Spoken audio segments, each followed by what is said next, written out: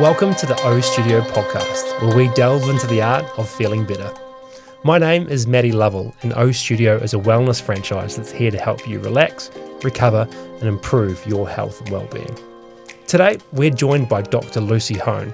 She's a globally recognised researcher, author, and speaker on resilience and well-being.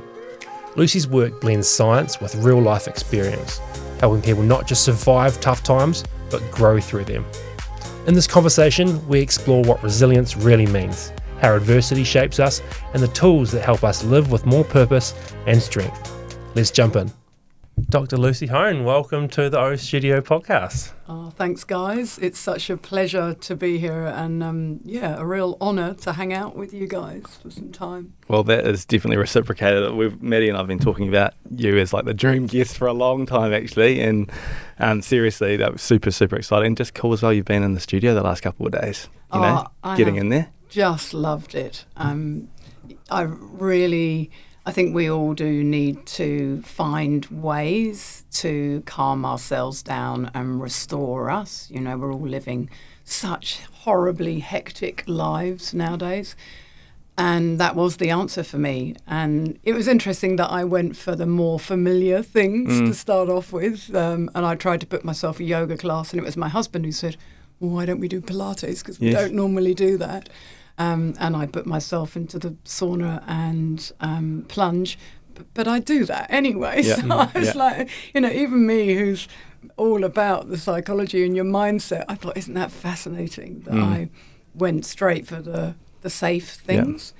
And then your team was so amazing and showed me around, and I saw the float tanks, and I honestly could have just crawled in there immediately with all my clothes on. It's honestly, the way you just described that too, though, it's actually really important. Like, you want people to take an easy step in, like something that's familiar, and then explore the rest of the space, because it might be that actually the thing that they were really trying to avoid or didn't interest them at all becomes the thing that they really stick with. So that's why we have lots of different tools in there, actually. So good job, you guys. Thank you. I will be back.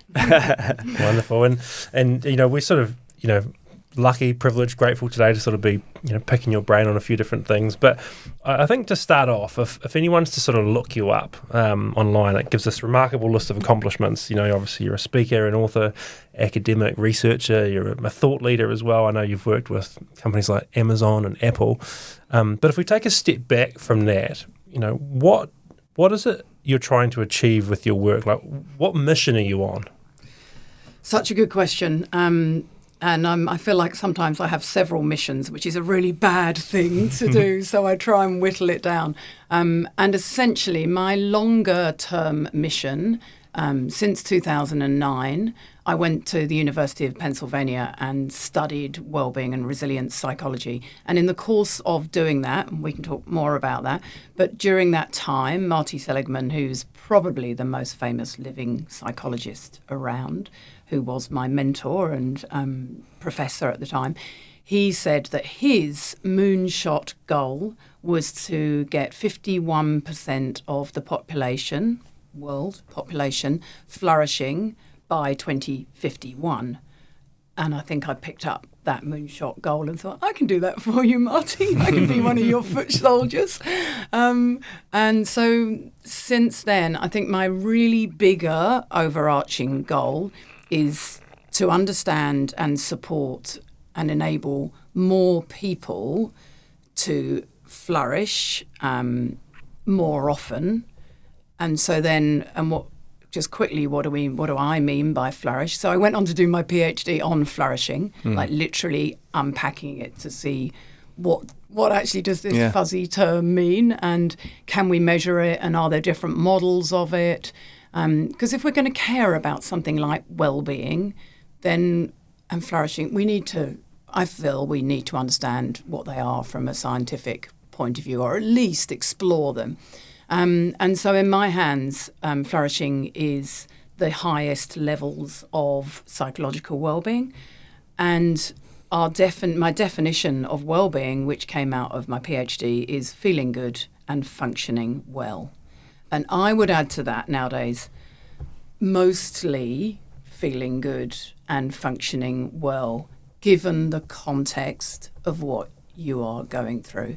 And that's yeah. been my lived experience, that it's all very well having these lofty ideas. But so that's my mission, is just to help people understand what they need and find their way to mainly feeling good and mainly functioning well as much as they can, given what they're going through.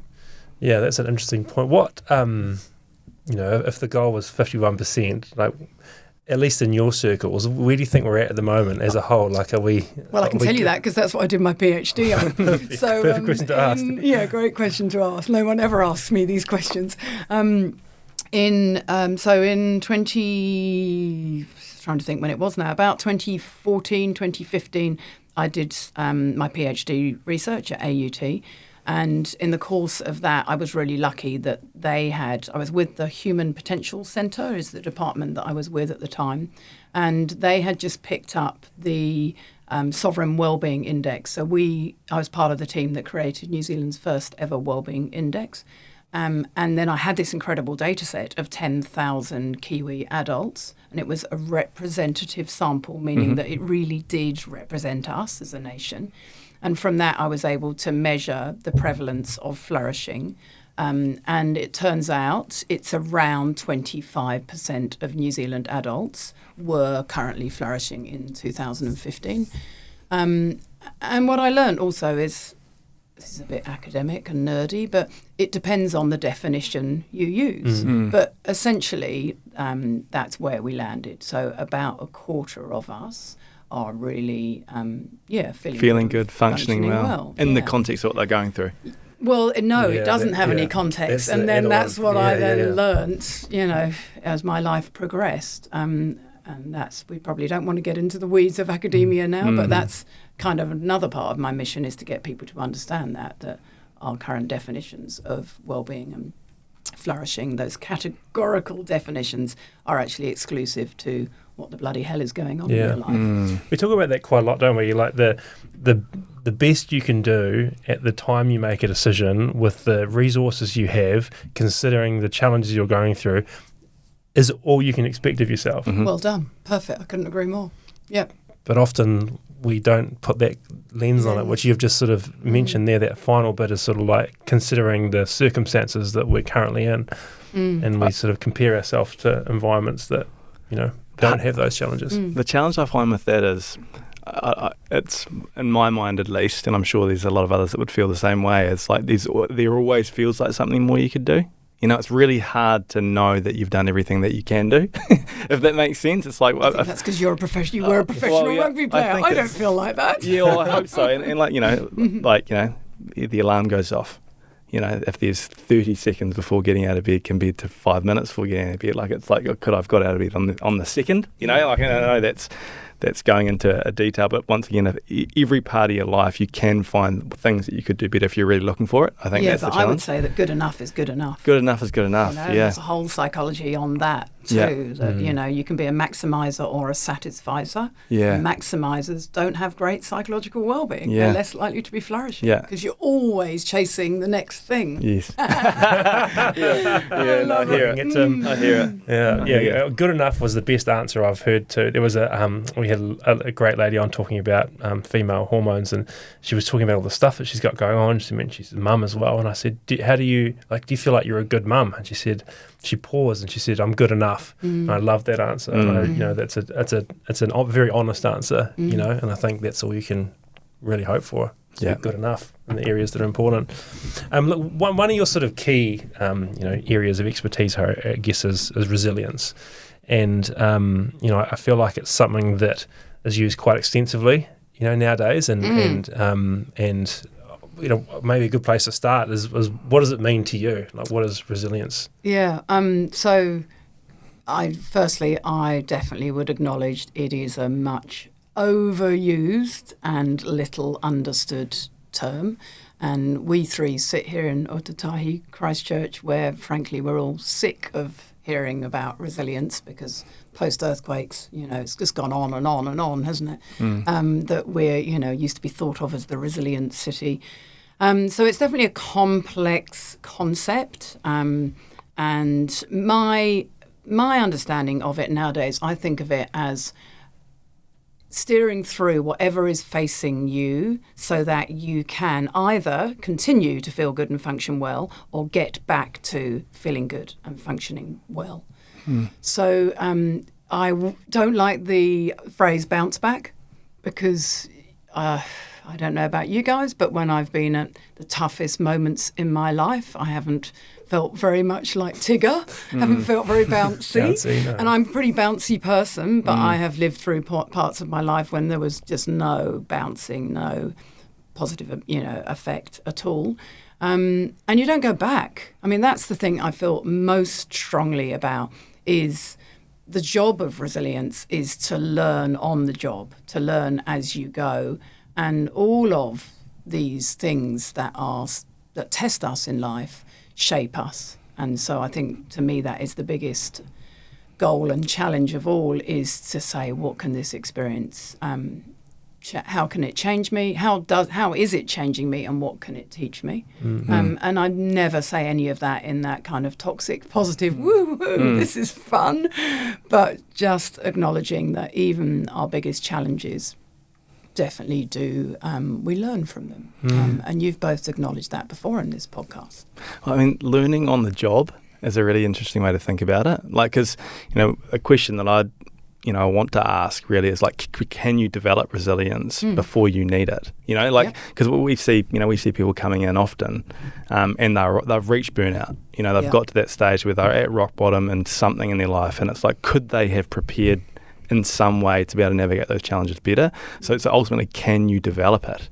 I think prior to needing yes, you can. And I talk about presilience, which is literally learning what's working for you as you go in your everyday life, and noticing what has helped you get through past challenges. Definitely better equips you for future change, unwanted change, challenges, uncertainty, all those things. But something you just said then made me think about, what did you say about, just repeat what you said again. It was more just around, is there a potential for you to develop it, like learning on the job? Like, how do you inspire people to take action prior to needing to take action? Or is it literally you just need to go through the thing to develop the thing? You do need to go through the thing to develop the thing. One of the real core components of resilience is self-efficacy. And I was listening to your podcast on about confidence. So I would describe self-efficacy as your beliefs that you can get through whatever is facing you based on past experience. And I would loosely use the word confidence for that. That's not your confidence, I'm walking into a room, I can just do it, that's not that arrogant confidence. It's your confidence that you can steer through whatever is facing you.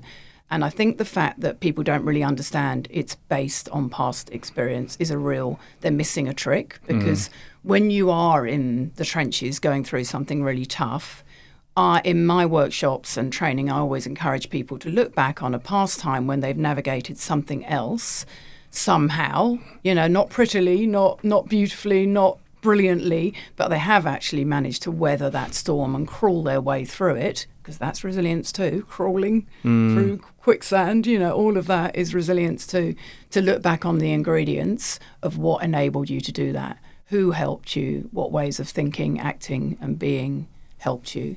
So it is definitely possible to build it, and it's not a fixed trait that some people have and that others don't. It absolutely is a learnable skill. Not all those skills are easy. Self-compassion is not necessarily an easy thing to learn. Optimism, pessimism is another. We can train the most die-hard pessimistic people to catch their interpretation of an event and play around with it and test it and find alternative interpretations. So we can train them to be more realistically optimistic about what's going on. But it's not easy. And that's where kind of CBT and ACT therapy come in. It's not impossible, but all of this is hard work. And I think that's my take on all of this, where it differs sometimes to other people's, is that I'm pretty transparent about the fact that all this is hard. It's not a walk in the... My life is not a walk in the park, is it? No one's is, though. Right? No one's No one's is. is. And isn't that the truth, that when you scratch under the surface, you realise that everybody's struggling and suffering with things, or has done, which kind of then brings me on to my newer adapted mission, is to help people cope with loss and change, and understand the grief that's associated with that, because we don't understand grief. And I want to pull grief out of the shadows and enable the world to be able to talk about it, understand it, support it, because we live in a grief illiterate, grief awkward world where it's all taboo, which is frankly nonsense, because so many people are grieving some kind of loss or other, whether that's identity, dreams, partner, dementia, redundancy. It's just... Is that specific to our culture? Like, are there other cultures that are far better at grieving? Well, Te Ao Māori, most Indigenous cultures far better at grieving than any white people ever, I think. Bottom line, I think I wonder about this. I'm totally not talking from a scientific perspective, but I wonder how much damage the Victorian England era has done to being able to talk about grief and loss. But I also, I'm not just talking about death loss, I'm talking about all of those other struggles.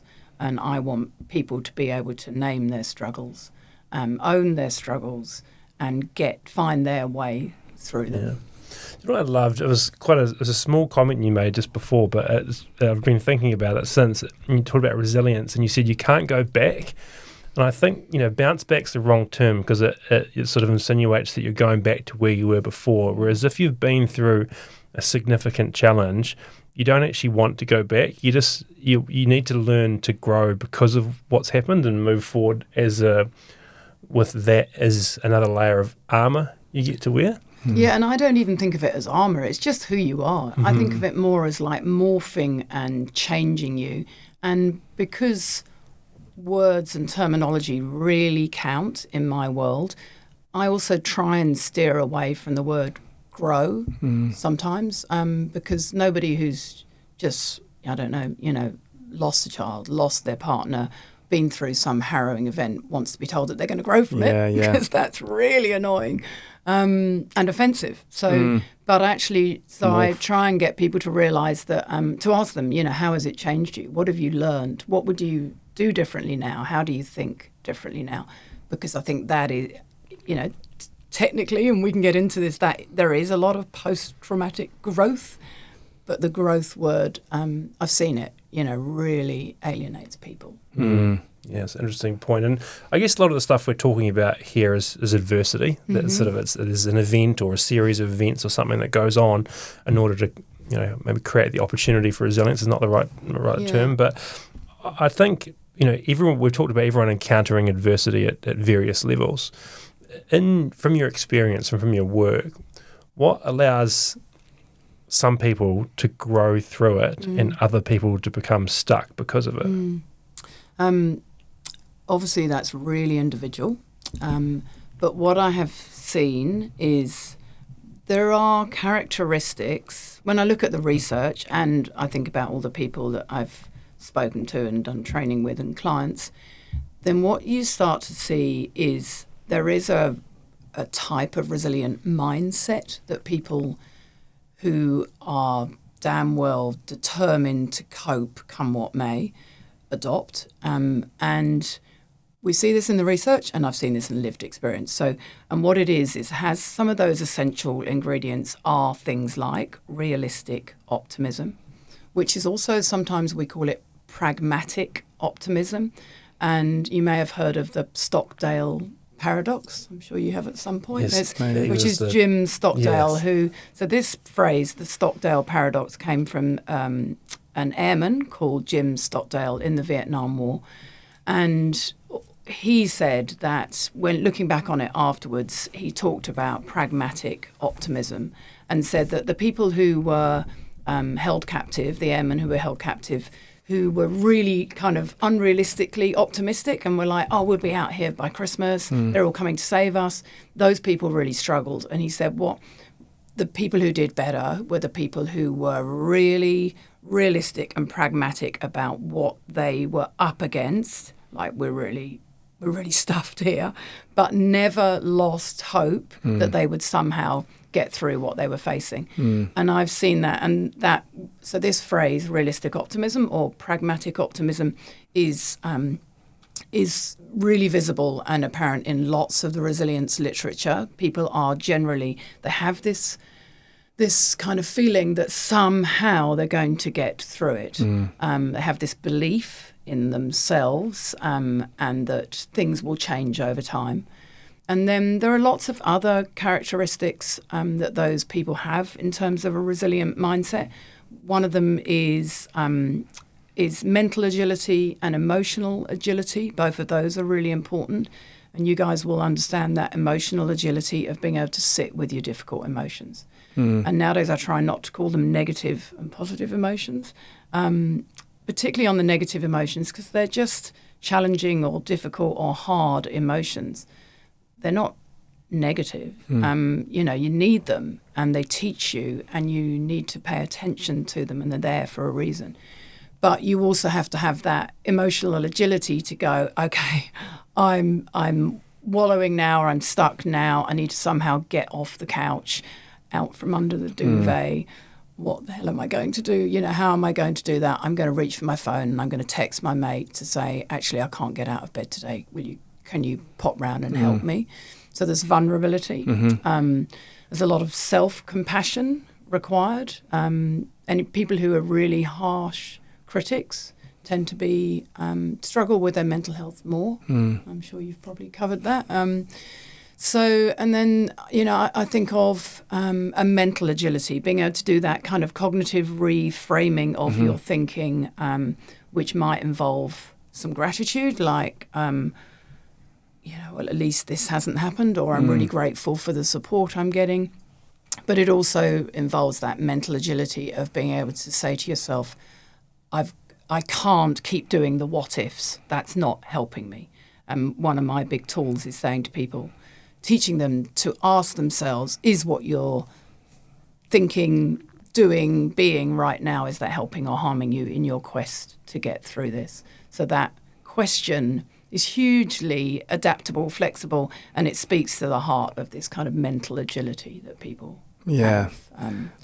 I like that. I like it, that realistic optimism, like realistic pragmatism, I think you mentioned. Like I've seen it play out in a few different ways. The first one that came to mind really for me was you talked about identity.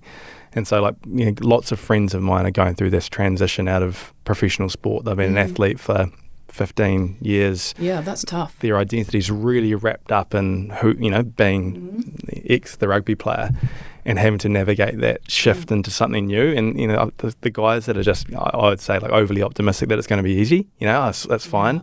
They struggle a lot more. The ones that actually really accept and understand that there's going to be challenges here, but I can see a way through it. I can take these steps to get through it. They're the ones that I've seen have been able to get through things. And sit with the uncomfortableness, know it's coming, and know it's part of that transition. Yes. I mean, there's grief in that transition. We all go through transitions.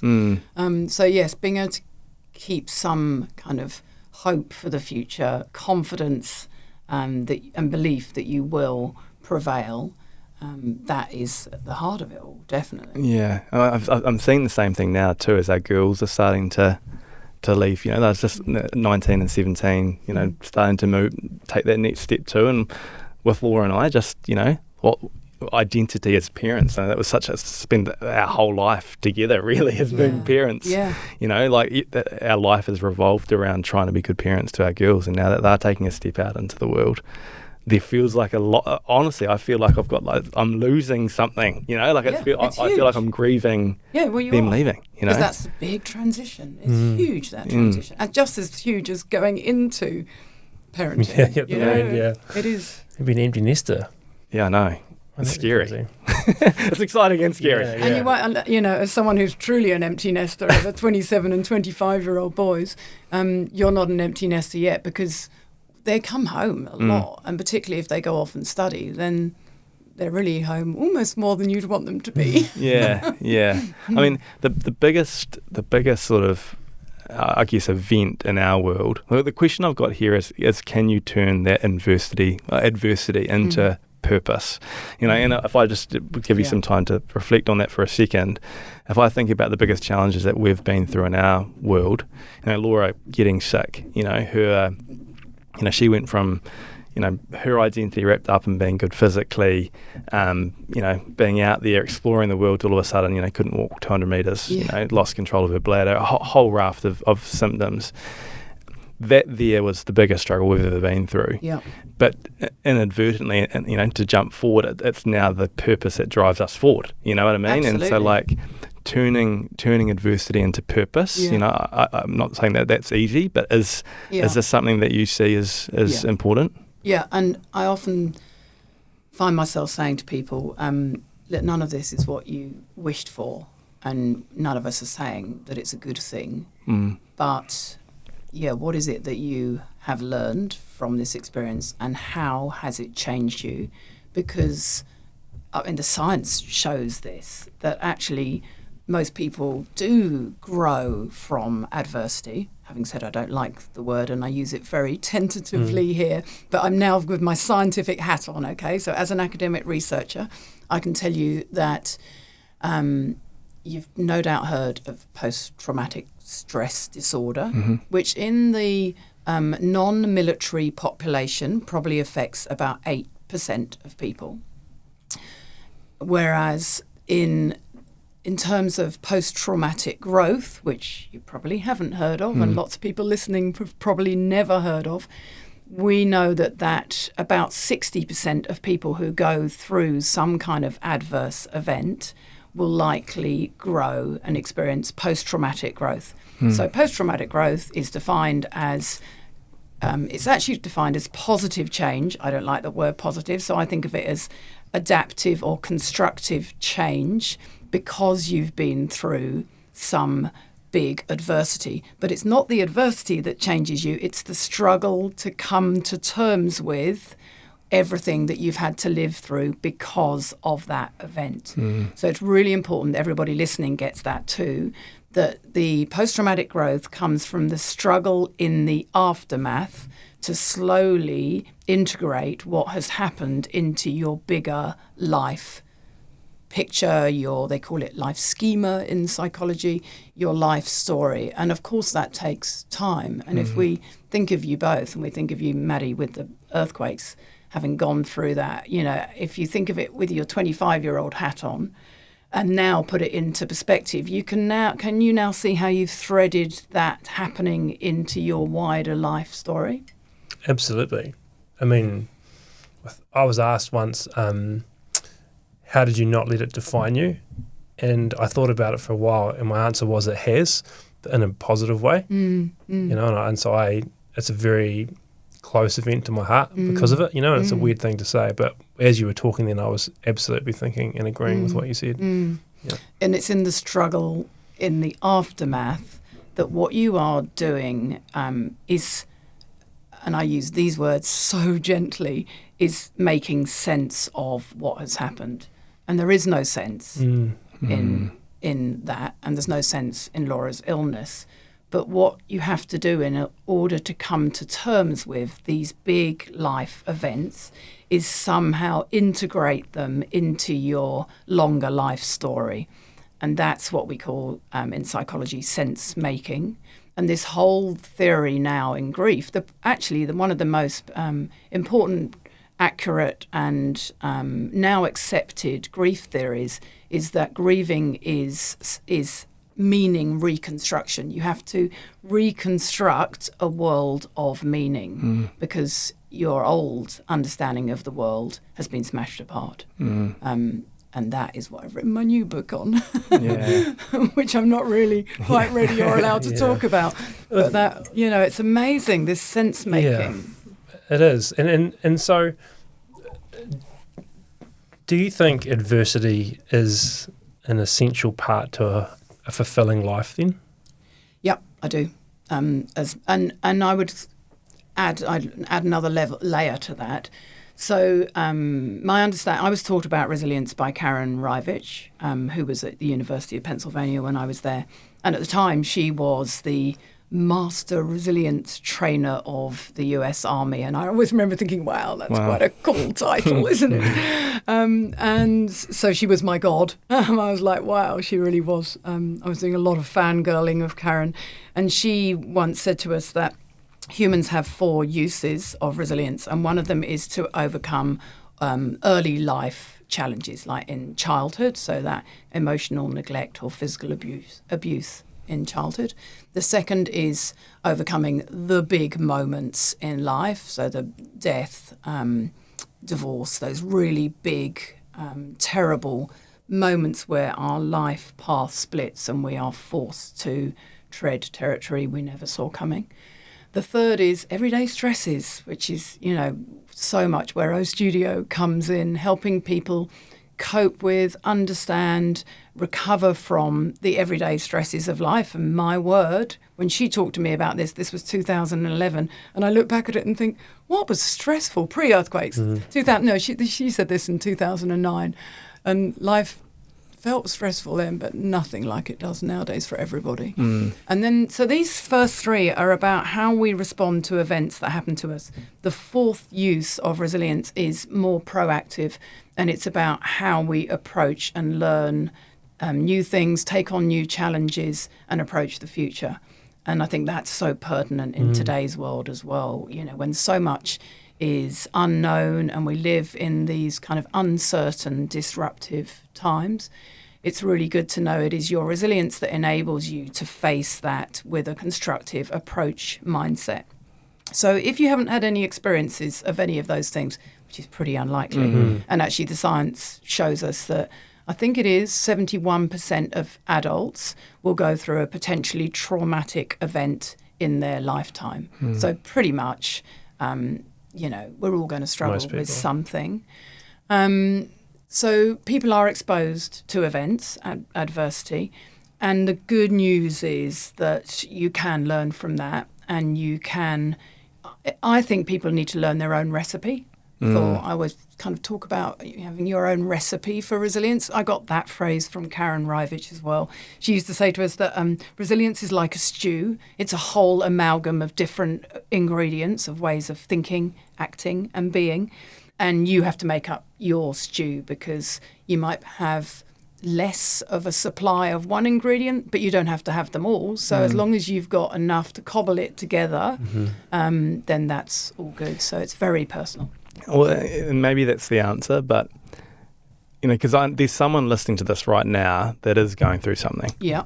That's going through many people. There will be many people. And so the question I get, and maybe the answer is, it's so different for everyone, there's no way I can give an answer. But what would you say is the first step that they can take towards building meaning again?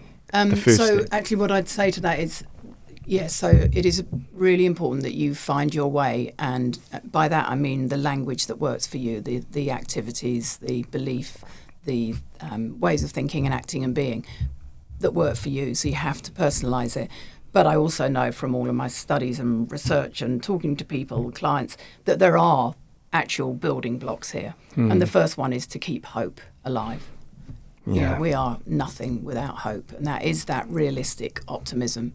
So by all means, go, this is huge what I'm facing. Don't ever diminish the challenge that you're facing, but never lose hope.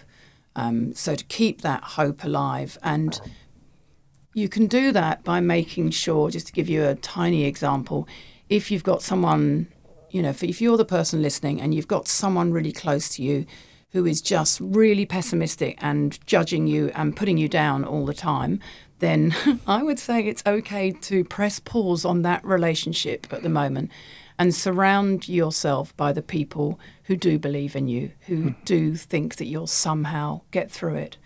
So you need hope, and you need belief.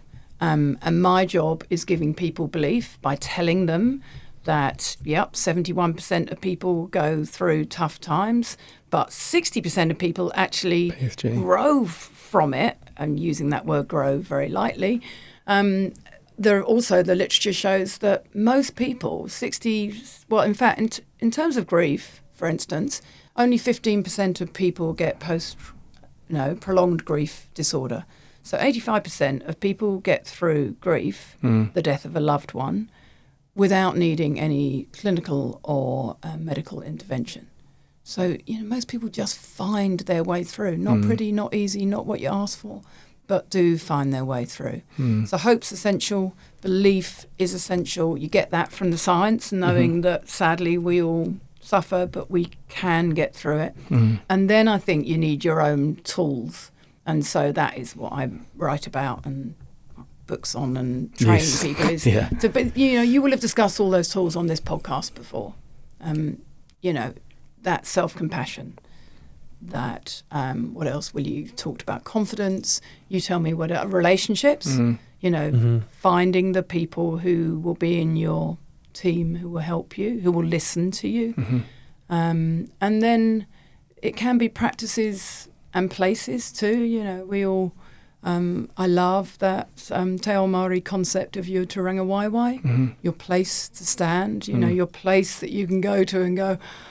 And for many people also that is O Studio, your place that you go to recover and reassess and find your way back. So I think thinking of it as a recipe and finding your way is really important, and find the ingredients that work. And everyone's different, right? Yeah, everyone's different. We had Owen Eastwood on the podcast and in fact, incredible guy, but he spoke about sort of, your environment shapes, 70% of your behaviours ultimately. Yeah. And so if you think about I love the fact that you talked about if there's a relationship in your life that's not actually helping, or if there's a place that you are that's not actually moving you in that direction. I just think if there's one thing you can take away as well from this little bit is really be conscious of the environment that you're in. Because it can really help or it can be harmful. In environment, I'm talking about the people, I'm talking about where you are. So important. Yeah. And, for all of us at workplaces, and many of the people who listening will also be leaders, and I mean lowercase l. You don't need to be the chief exec to be a leader, but you'll be a team leader or a family, you're in a family and so you're a team leader there as well. But just to remember that actually your capacity to get through tough times, which is your resilience, is built on the way you choose to think, act and be, and your environment.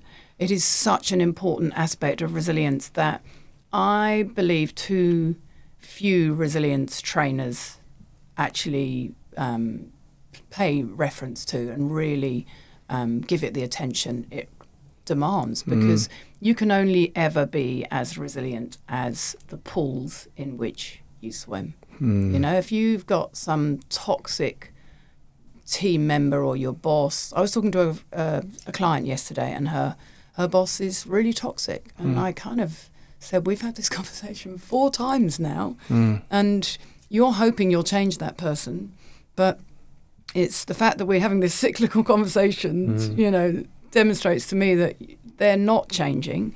So you kind of need to make a decision of whether you're going to get yourself out of that pool or we're just going to keep... I don't mind having this conversation with you again and again, but actually you can only be... you can only survive as much as the pool in which you swim. So. Such a nice way to put it. Very relatable as well, I think, to a lot of people. Tim talked a little bit before about sort of turning pain into purpose, and listening to you talk now, I know you've got such a strong academic stance, but at the same time, I know that your family went through a really tough ordeal, and I've heard you talk about it before, and I know you probably speak about this a lot, and if it's appropriate, I'd like to just chat about it a little bit with you, because I think I heard you talk about how you were forced to put into practice all the theory that you had learnt. And I think that puts you in a really unique category of people that have lived this but understand it as well. Are you happy just to share a little bit about sort of what happened and then maybe if that pain has helped you into a position of purpose as well? Yeah, absolutely.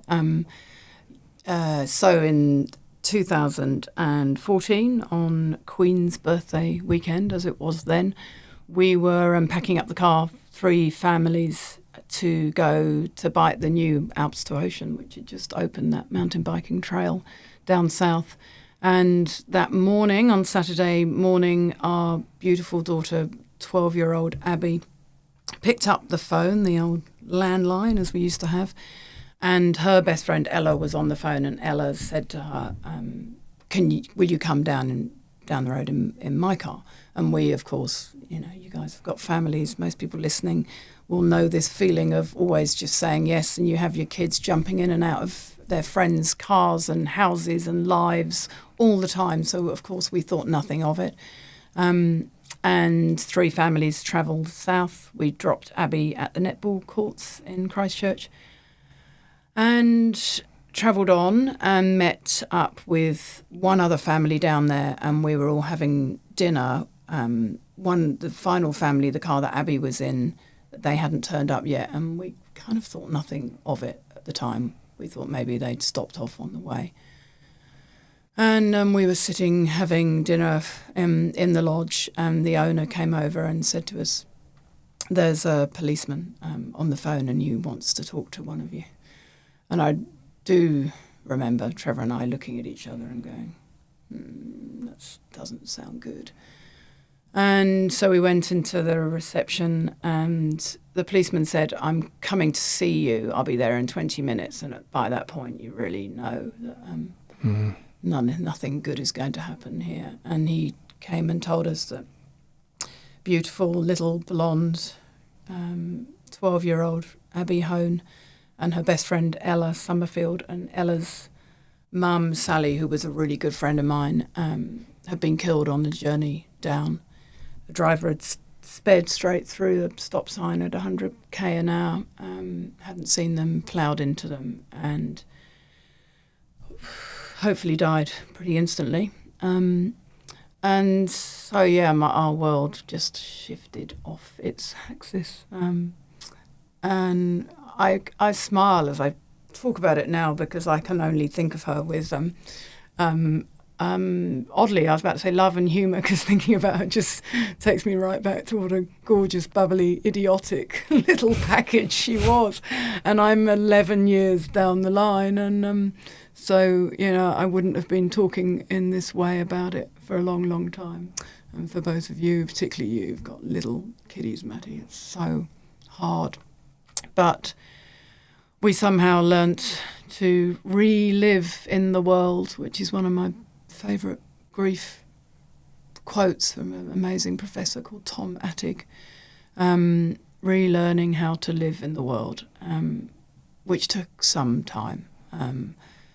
And it did change how I think about flourishing, think about well-being and resilience. And it certainly taught me a lot. It taught me how little we understand grief, was one of the things. So it did shift my work completely. I was at the end of my PhD. I had done 4 studies, and I was on my 5th last study. And so I put my work on hold, and neither of us worked, I think, for about 6 weeks. And actually, at the beginning of my PhD, in the preface, I wrote about this whole experience afterwards. So I do know it was 6 weeks, because I've got that piece of writing still.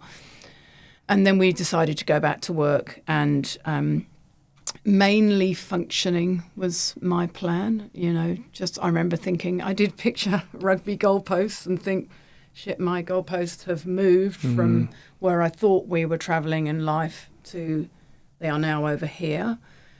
And my only goal, is to do the best we can with what we've got. I had this incredible phrase in my head that kept saying to me, choose life, not death. Don't lose what you have to what you have lost.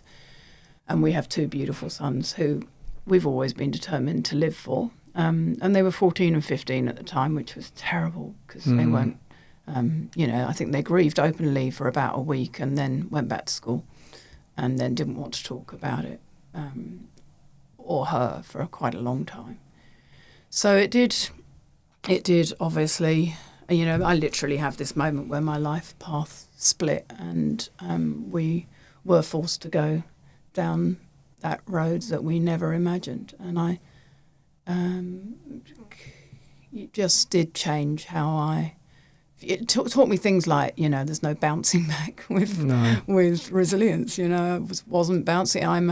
I know my strengths. I do lots on strength psychology. One of my strengths is zest and enthusiasm. And I wasn't zesty or enthusiastic for a long time. And I remember the moment that I did finally have a spark of kind of joy and enthusiasm probably about 3 years later. Yeah. It was hard. In truth, I can't really remember how hard it was. I was thinking recently, I wonder if grief is like childbirth. Yeah, wow, seriously, I wonder if, at some point, obviously, again, grief's going to come back and find me. And I wonder if I'm then going to go, why have I been talking so flippantly about this for so long? Because it's hard to remember how awful it was, thankfully. That's exactly right. Sitting here now, I'm so conscious of the words to say because it feels like it can be flippant. It's just like anyone who has a child. It's just unimaginable that the experience that you've been through, and then to have such an understanding of what you were going to experience and the ways to navigate that. It just puts you in such a unique. It's bizarre. It really the irony is. of the fact that I was already studying resilience psychology, and I'd helped people post-quakes. I'd worked with lots of organisations. So I'd done that, helping other professional application, helping others piece.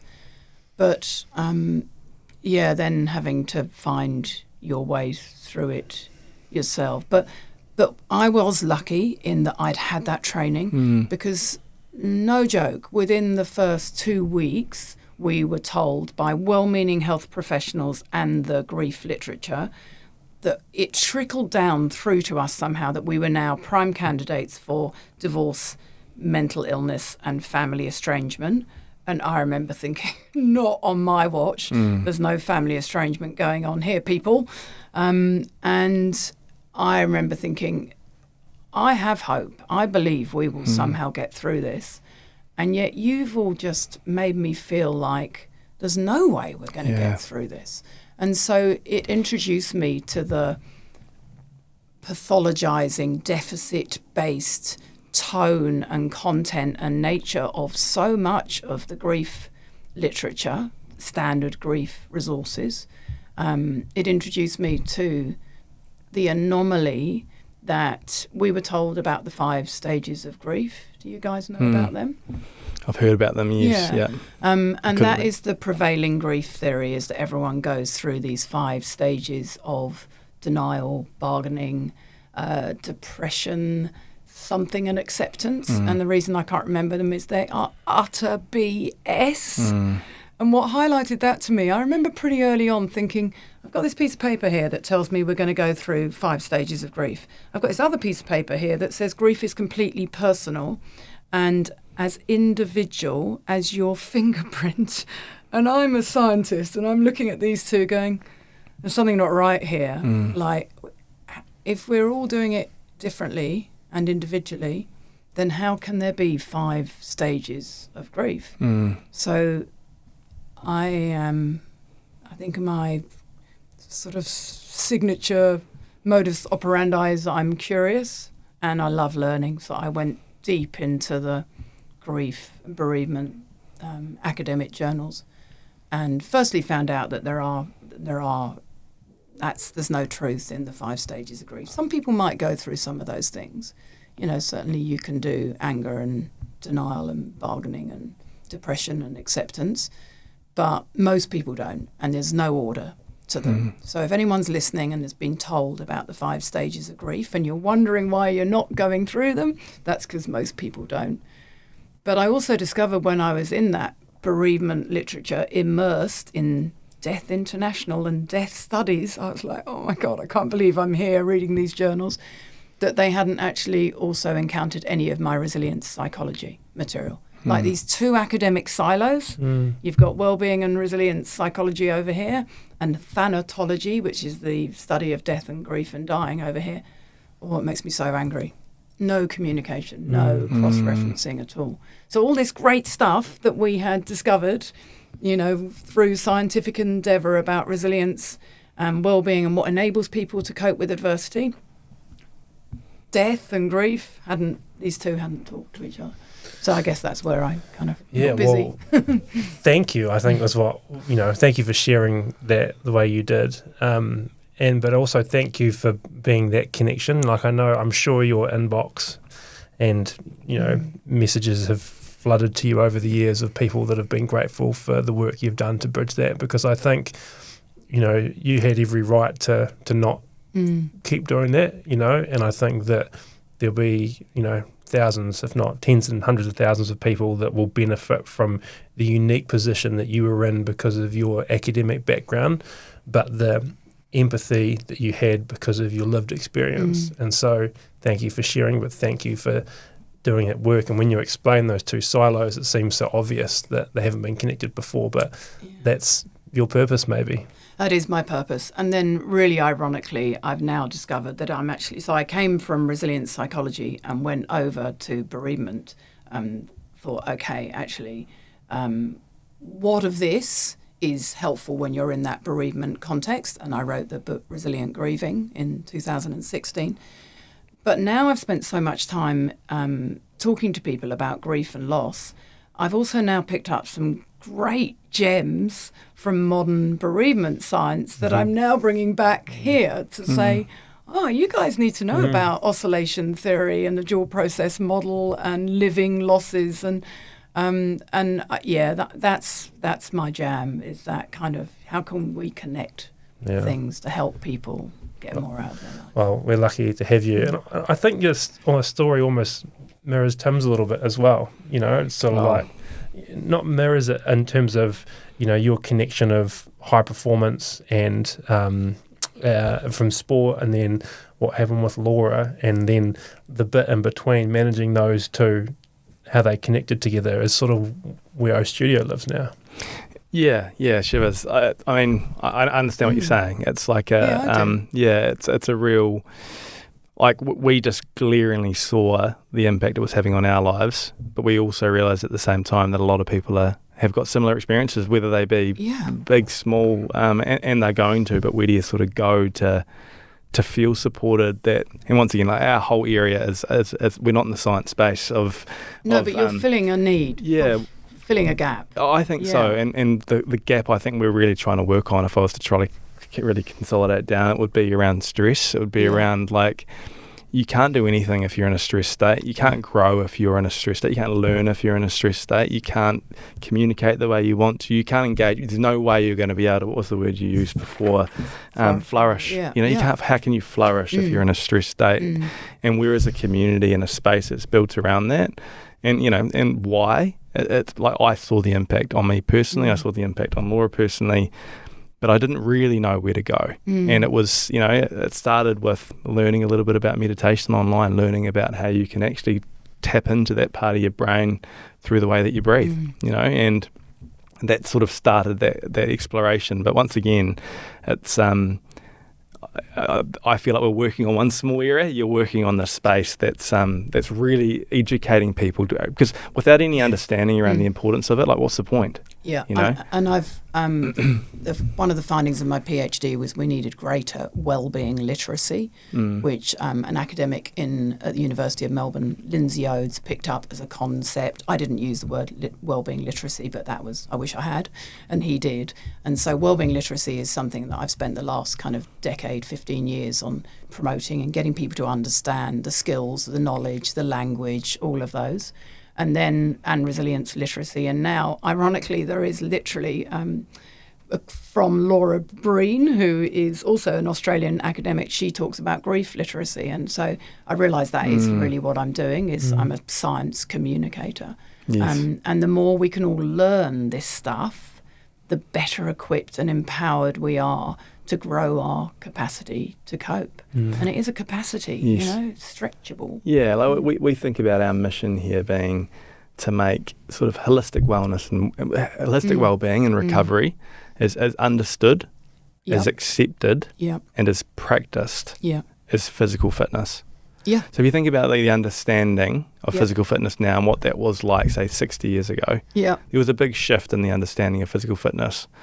Acceptance is another part of it for Yeah. us. It's like, how can you make this something that, my dad hears about and thinks, I could give that a crack. Yeah. And it's, I still remember as well, when I was really young, my dad would talk about people that went to the gym as, or lifted heavy things or went for runs. Like, what are these, prima donnas doing standing in front of the mirror, So it wasn't accepted in society as a normal thing to do for a long time. Yeah. And so therefore it wasn't practiced. So how do we help people understand and accept so that they will build a practice around it? Because I really do believe that a foundational part of any skill development is regular practice. It just has to be, To be resilient, you have to practice resilience. You have to learn to be resilient through working through something. To be optimistic, or if you're constantly living in a state of pessimism, how are you ever going to develop optimism? Yeah. How are you ever going to be able to manage stress if you're constantly living in a state of stress? And so practice is the final part of the puzzle, the people building a practice. And that doesn't have to be coming into O Studio. No, but it does require scaffolding. It's so interesting. It goes back to this environment conversation we were having. You are providing the environment and the scaffolding for people like me and everyone listening to be able to come and play with their stress, reduce it, face it, all of those things. Yeah, and even just being in a state of silence. That's one of the things that it's quite consistent in a lot of the O Studio practices, but being in a state where you're actually having to go internal and you're not being distracted by a piece of technology that we constantly are, I think, Constantly. Like that can be quite confronting, but it's often where some of the real gold sits, when you are in that state of silence. It's that a little bit of discomfort that really can, bring something to life.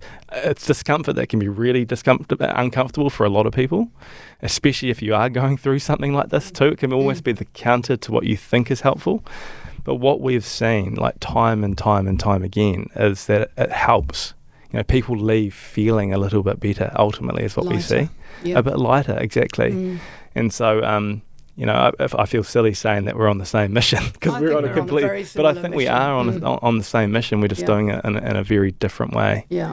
And one of the things I love and have loved about my work is the surprising things it has taught me. And I bet you two are the same. Like, that's what you're alluding to here. Is the surprising thing is there's real value to that silence. And you get to see how people, well, you tell me what are the surprising bonuses you've got from this work that you perhaps didn't see coming? I think it starts really, for most people that I've seen, it starts with something really simple. Like this just feels really nice. It's nice feeling lying in a weightless experience, or being in, the experience of heat and that contrast with the cold, or moving their body in a slightly different way. So it's always really simple for a start, but people seem to sort of step through this process of like, they realise that it's impacted the way that they've had a conversation at home. They were a little bit slower to react to something that they would normally react to, or they potentially they're sleeping a little bit better, which has made them in the morning they've got a little bit more energy to approach the day in a more positive way. Yeah. They feel that, I think a lot of people have been they're given this space to be a little bit more appreciative of what they do have. When you're constantly seeing all the things that you don't have and that you want to be better at, or that you're failing at, and then you're constantly moving on to the next thing, it can feel like that's all it is. But when you really just stop and step back for a little bit, I think what we've seen is it gives people the chance to reflect and get a little bit more perspective on their own life, which makes them a little bit more appreciative of what. Because everyone has because everyone has bad shit, as you've mentioned. There's a lot of people that have everyone has stuff going on all the time. At the same time, everyone has lots of little good things in their life as well. And often it takes a little bit of space for them to see that a little bit clearer. Yeah. And so, like what you've talked about before, like the fingerprint, everyone's very different, but we've seen really positive experiences thousands of times now, which is really rewarding. Yeah. I think mine would probably be around connection and community a little bit, I think.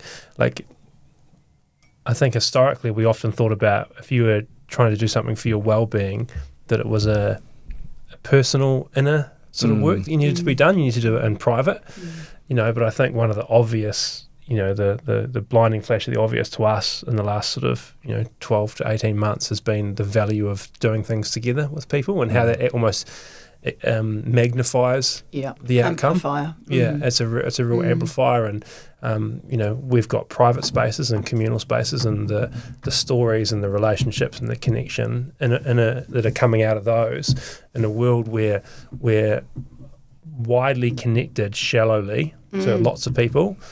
Sitting in a sauna for 20 minutes with someone with no technology when it's 80 degrees and it's really hard is a connection and a bond that we don't build as often or as deep these days with many people, I think. And so I think the connection out of it has been and you've talked about it a little bit as well. I know you probably community and connections an important part of your work. I love the fact that you're providing the infrastructure for those connections to occur, those kind of out of the daily routine connections. And we've certainly seen the same thing with, I've been running online group grief courses on Zoom. Can you imagine anything? Who came up with that mad idea? That'll be me. And the totally unanticipated outcome was for the people who came, so we have kind of 25, 30 people there, they all come along dreading. We tell them they're going to have to do breakout rooms. Of course, they all dread those. And after 3 sessions, all they want to do is hang out in the breakout rooms because the validation you get from that sense of connection and community of other people going, oh, I feel like that too. That is core and key to feeling better about yourself, isn't it? And I guess what we have in common is these are constructive spaces. Because I have been, when I was writing the Resilient Grieving book, I made myself go on to a Compassionate Friends online sort of forum of people there. And I think I've written this in the book, so I can say this out loud because it's already been published. That was the most depressing place I've ever been. Wow. And everyone was stuck. And so what we have created and what you guys have created is a community of people, in our sense, not who want to go, rah, rah, this is great, because it's not. We're all coping with loss, but who want to go, I'm going to somehow get through this, and I want to share with you the one tiny thing I did that has helped me today, or the way that I think about my loved one and the things I do and the places I go to remember them. So I'm building their legacy or the rituals I have, for example. I found this worked really well. In our community, there was this huge long thread on the Facebook group one day about tattoos and all the tattoos that people had had about their loved one. And, I've got my Abby Dots tattoo here. And then jewellery and things like that. And so it's a space where people share. And the most unexpected thing for me is that all of the grief work I do is full of beauty, love and joy. Who knew you'd find joy in grief? Because people are desperate to talk about their loved ones and what's gone on with them. And that's why I want it to be a more grief-literate world.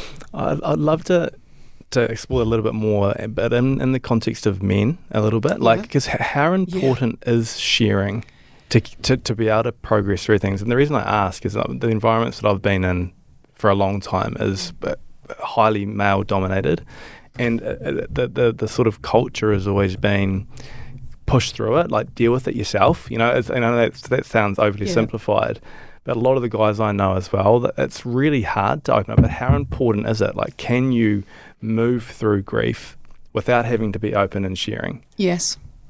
I'm going to say it again because I think so many women don't understand that about men, and that's something we have encountered a lot on our courses. We've had people, either grieving mums or grieving partners, come and say, I just don't understand him, he's not grieving. So I'm just talking in a grief sense alone at the moment. I think that is really important, that we all grieve differently. And there's some really good research about, you can either be an emotional griever where you do want to cry and show all your emotions and talk about it, or you can be an instrumental griever where you want to go and kick the ball, chop logs, go biking, play darts with your mates, whatever it is, and process your thoughts internally. And then on top of that, we've got the extrovert-introvert paradigm. You know, so my husband, bless him, is really extroverted, meaning he gets his energy from being around people. I'm actually surprisingly introverted. I love kind of hanging out in my office on my own. And so when Abby died, we both knew that about each other. So we had her home for 5 days, which was amazing, truly amazing, life-changing. And I thank New Zealand, Aotearoa, for that, because I'm English. If we'd been in England, there's no way we would have had her home. And it was such a game changer. So every morning we'd go out in the mornings, but we'd come back at lunchtime, and then I would go quite often somewhere else, but he would just make tea at home, and we'd have the whole community came through our home, which was lovely for us.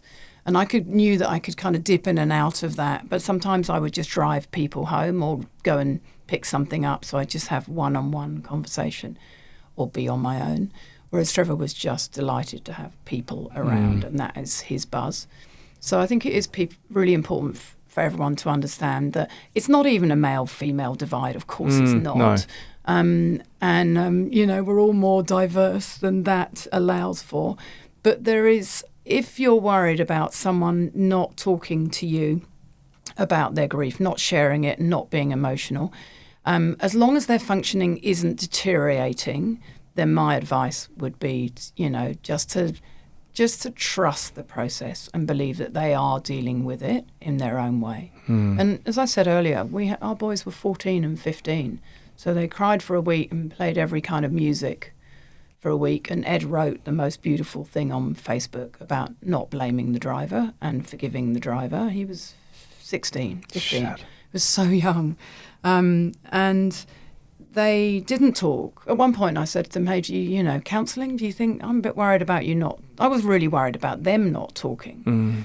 And I've since... They didn't want to go to counselling, thanks very much. They didn't want to see the school counsellor, or they were just fine, they said. And I thought they probably were just fine because they were integrating with their friends. They were happy being back at school. They were happy forgetting about it, really.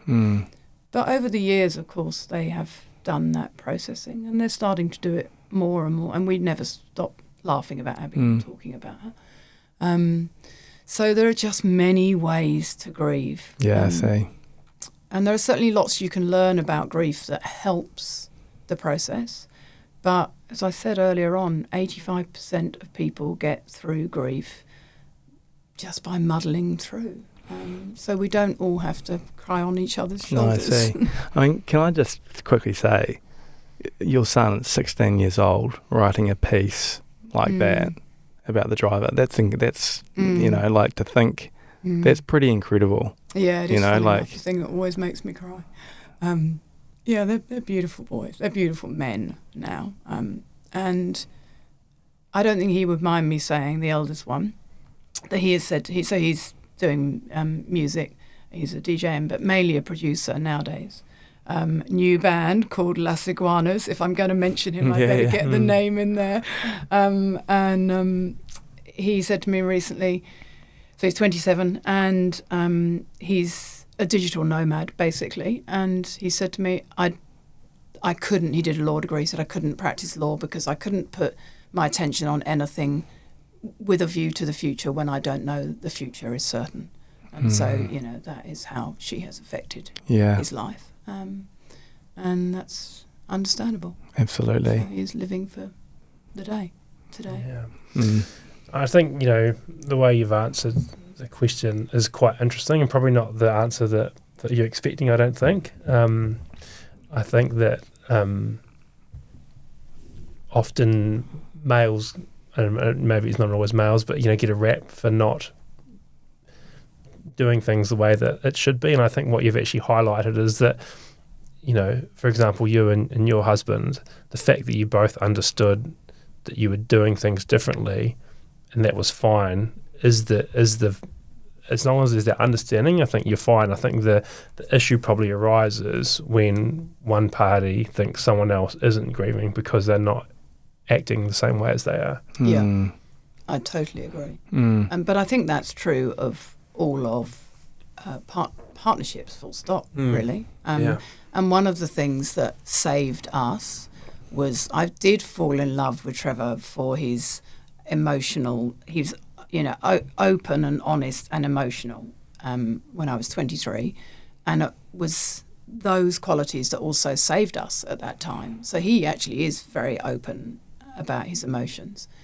But I have learned that with other people since, with clients, that not everybody wants to be. And we've had lots of men on our courses. And at one point we were thinking of running just male courses, and we quickly realised that that was not helpful. And one of the most helpful things about our courses is that women come on them with a few other men and they go, oh, he's just like my partner. You're not the only person who doesn't really want to talk about it, but is deeply thinking about this and making meaning and processing and trying to integrate it. Might be a very quiet course. It was all males, right? Everyone's sitting there doing their own thing. Yeah. We're talking about, children, and I think, we're all parents. I've got young children, and in the world they're growing up in, I'm really conscious that I want them to develop resilience. I think the ability to deal and face challenges is something that is vitally important to them living a happy, fulfilling life. The trade-off of that is that you want to protect your kids a lot from the challenges they're going through. And one thing Sophie always says is the hardest thing you've been through is the hardest thing you've been through. And a challenge for a 4-year-old might be the fact that they can't unlock the door, and they want to go outside desperately. And as an adult or a parent, I can fix that in 2 seconds, but I want them to build resilience. Like, this is your sort of niche area of expertise. How can we develop resilience in our kids? The bottom line is you have to let them be frustrated, try, keep trying, fail, ask for help, find ways through. But definitely the shortcut, speedy answer to you opening the door or fixing it for them isn't teaching them the tenacity to build all of those skills they need, the emotional agility, the mental agility, the connections, the friendships, the supportive, the coach who, is down the road when you're a six-year-old playing rugby. That person can be just as important in your life in terms of your resilience as your parents can be. So it's about having those wider connections. It takes time.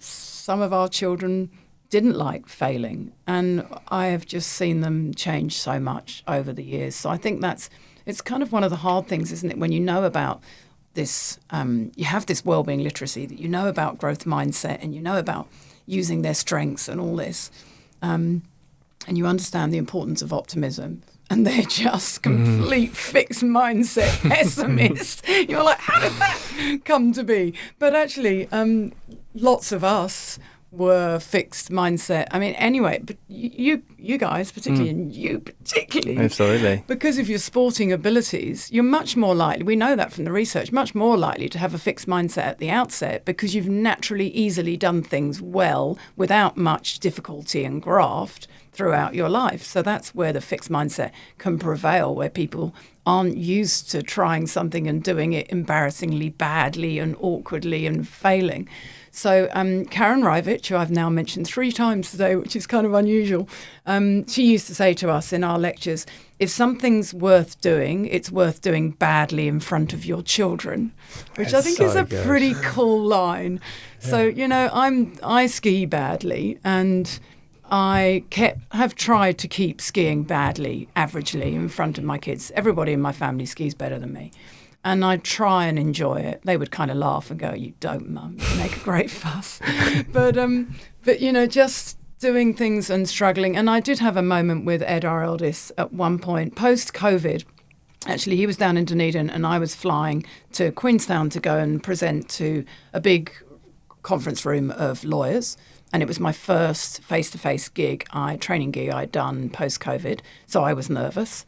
And speaking to lawyers always gives you that extra kind of challenge because they pick over anything you say. And I called him, I remember it well, on the way to the airport. I phoned him and said, "Oh, I'm just checking in, but I'm feeling, I'm pretty scared. I'm off to do this work."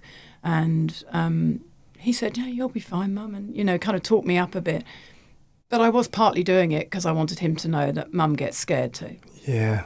And just sharing, that's fine to share those bits. And I'm sad too, or I'm dreading this, or I'm cross too. But sharing, watching your children watching you manage difficult emotions and hard times and not sugarcoating it, I think can be really powerful. I love that so much. I just think, and because once again, I'm just thinking about my own perspective here. Like, the default for me has always been to sort of shelter that, like, Dad's got it sorted, don't worry, it's all like everything's okay. Whereas it's the opposite. And it made me think of something. We were on a trip the other day, and it was a karaoke night going on. Perfect opportunity. And my daughter loves singing, and she's really talented singer, very good singer, but just wouldn't, she's in that stage where she wouldn't do it in public. And I was like, we're going to give it a crack. No one knows us here. This is, but no way. And I thought to myself, it was on the next night, and I was like, so I had this all prepared. I was like, I'm going to sing. And I'm a shocking singer. So I was like, I'm going to do this. I talked to Laura. I had my song that I was going to be singing, and I was like, I'm going to sing. It just so happened that she actually came to it herself, so I didn't actually have to get out there and do it. So she actually went out there and sang. It was awesome.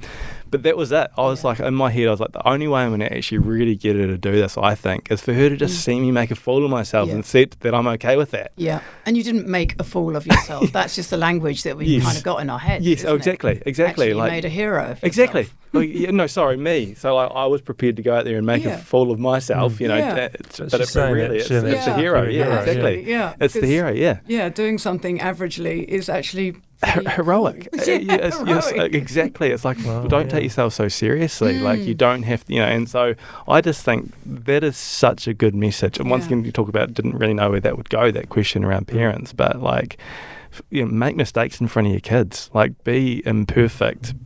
Embrace the mess. Embrace the mess. I just think I reckon that's such a good message. Laugh at it. Laugh at it. Yeah. The only question I have now is, what was your karaoke song you were going to sing? Yes. Yeah. Well, I was actually going to go with a bit of Oasis Wonderwall. Oh, yeah. Yeah. Good on you. Strong. Yeah, but jeebus, I'm lucky I didn't have to pull that out.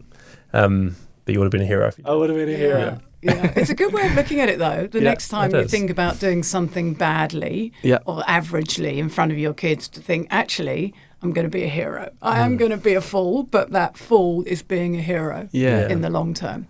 Yeah.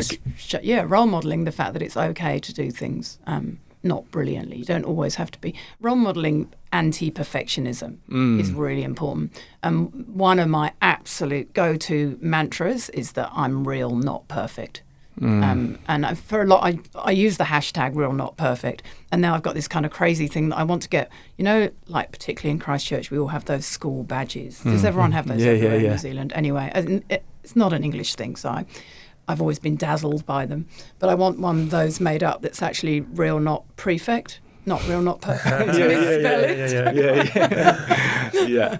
That's a great way. I mean, it's that message definitely lands with me massively, because for sport, that was the biggest challenge I had in sport. I reckon I was terrified to do the things that I wasn't good at training, because I was nervous the way the coaches and the players would see me. So tackling, they'd find you out. They'd be like, Tim can't tackle, so I would avoid tackle drills, and that was the one thing I needed to develop. It's just it's comical, isn't I think about it now, and I'm just like, what were you thinking? But it was all perfectionism. It was all through my identity was wrapped up in I should be good at things, and so I don't want people to find out that I'm not. It's just thinking about it. But role modelling and perfection. Well, if we really embrace the growth mindset, it's about being a lifelong learner, isn't it? And happy to expose yourself. And say, I'm not good at this. Yeah. And I think is that in order to be an expert, you have to be willing to be the jester. Is very true. You have a PhD in wellbeing. You're a global voice in flourishing, I would say, as well. What do you wish most people knew that if they did would help them live a more fulfilling life? Currently, I would wish that they understood what meaning in life as a concept really is. So, we have all these words, don't we, like resilience, optimism, purpose, self-belief, meaning in life. And they are all, we would call them academic constructs. And my fascination and job has always been in unpacking them. And meaning in life has three components, which are coherence, significance, and goal-directed purpose. So I'll just unpack those quickly. Goal-directed purpose is kind of fairly self-explanatory. So I'm going to get up in the morning because I've got that job I'm going to, and I care about, even if I don't care about the job, I care about earning the money so that I can, feed the family and clothe people, whatever it is. So some kind of goal-directed purpose. The other two concepts I don't think people get, and I think they're absolutely vital. So one of them is significance. I count. People love me. If I wasn't here, I'd be missed. So that's about your contribution aligns with that. And we've talked quite a lot about purpose and contribution today. You set up O Studio to fill a gap. That's contribution to me. So that is significance. But by the time I die, what will I have added to the planet that counts for something? Does that make sense? Absolutely. So that's your significance. And, I count because. And then the other bit that I think people miss is this coherence piece that is so important when we're having conversations around living our best lives and coping with adversity and resilience. And that coherence is the understanding that we all have what in psychology we call your life schema. We all have this picture of how our life will unfold and the stories we tell ourselves about our lives. But unfortunately, we have these bloody great clangers come into our lives and disrupt what we call your assumptive world. Your assumptive world is your deeply held core beliefs about how you should behave, how others will behave and should behave, and how the whole world should behave, right and wrong, justice, those things. So when this big event happens, it dismantles your core beliefs, your assumptive world, and how you get through it over time requires you to attend to the coherence piece. So to slowly muddle together and put back together a life path, a life schema that makes sense to you despite what has happened. So it places that event in the broader coherence of your life story. Does that make sense? Yeah, It does. Absolutely does. Yeah. It's such a big, there's such big concepts, but the thing that amazes me about all this wellbeing literacy or grief literacy or resilience literacy is I don't know how we get by without knowing this stuff. Once you know that meaning in life, it has these three concepts of coherence. My life's got to make sense to me over the broader life story timeline. Significance, what I do needs to count to someone. Or, I need to be serving something greater than myself. And then the goal-directed behaviour. I've got to do something that makes me, it's got to be some aspect of tomorrow that makes me want to get up for it. Yeah. Then I just think that's really important and really useful for us to know, because when something happens and it doesn't make any sense to you, at least you understand that sense making, the process of making it make sense, will reveal itself over time. And you don't need to understand it today. But over time, like going back to the earthquake story and going back to Laura's illness, they've kind of, for both of you, become part of who you are, your identity. But that takes time to build that coherence and significance. I think it just highlights the importance of your work. If you're saying, like, I can't believe people don't understand this, that just highlights to me the role and importance you play in the work that you're contributing. And just to add to that too, I think it's you translate the information really well. Like even just for me now, just like processing those three things, it's ultimately the people that do this well are the people that can translate it to people. Can move it from this huge body of work that's gone on, and there's so much detail in there to be able to push it through in a way that's really digestible. And I can see this here in myself. I can see it in Laura. And then I also think about something like, like the Man's Search for Meaning, Viktor Frankl. Meaning is everything. At the absolute, these three things, like he was able to make sense of the story in the wider context. I know it's crazy and that, but significance. He still felt like he had significance in what he was doing. Yeah. And he did have that sort of goal-directed purpose within the environment. It's just so even in the worst circumstances that you can imagine, you can put meaning as in light. You can find, I don't even know the words to say, but it's... And it doesn't really matter. I think that's the thing. It's more about the sense of it than the actual having the words sometimes. And when I listened to your kind of backstory podcast of O Studio, what really struck me was you said Laura came home and was driven to set up Cloud9. Like, because of what she'd lived through, she was absolutely driven that her significance and coherence and purpose are all wrapped up in that. She's like, I've got to make something good come out of all of this. Yeah. And so it does make sense of it, doesn't it? Yeah. It does. It really does.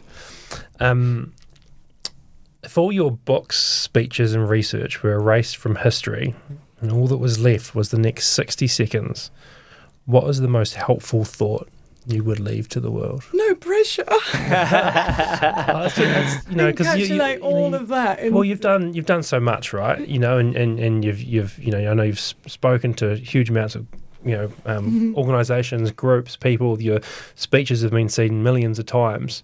But I guess it's a thought experiment to try and consolidate. Yeah. Something that's the most useful. I'm ready. Kind of. Okay. So we all have tough moments in life. Sadly, the science shows that most of us are going to come to a moment where our life path splits and you're forced to go down some horrible road that you never saw coming and definitely don't want to tread. But I want to tell you that even in that moment, there are ways of thinking, acting and being, practices and people and places that you can bring into your world. And you have to be intentional and you have to be determined and you have to never give up hope. But you can find the ways of thinking, acting, being, places, people, and practices that will enable you to somehow make sense of what you're going through and integrate it into your wider picture, because you truly can get through this. And my new book is called How Will I Ever Get Through This? Humans have this incredible capacity, and my job is to give them hope and belief and then help them find the tools that will enable them to, do what they can to keep going. I think you definitely do. Yeah. Something like that. Yeah. That's great. You definitely do. And, do you want to, you've got a book you're working on at the moment. Has that got a date or anything that people can look forward to? So it will come out, I'm delighted to say comes out in Australia and New Zealand in February 26, and then in London in March 26, and then in the US in June 26, I think. So next year is going to be the year of the book for me. Yeah.